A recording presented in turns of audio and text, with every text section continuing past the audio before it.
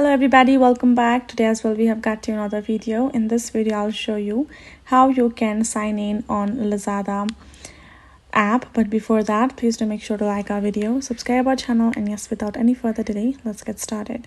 So for that, simply go ahead, open up your Lazada app on your phone,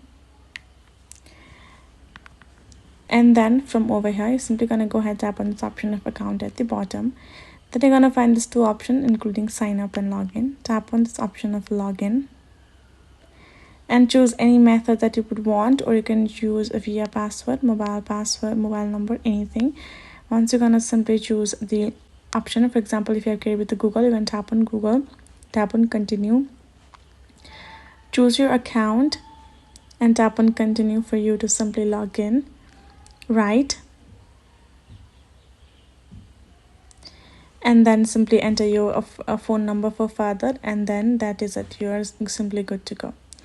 Or you can also choose to add the code via WhatsApp. First you simply have to enter your number for the particular designated country, or you can fill in letter. You're gonna go back and there you go, your account has been logged in, and that is it. So that's how you can do it. Hope this video was helpful to you all. Thank you so much for watching, and yes, I'll see you guys in our next video.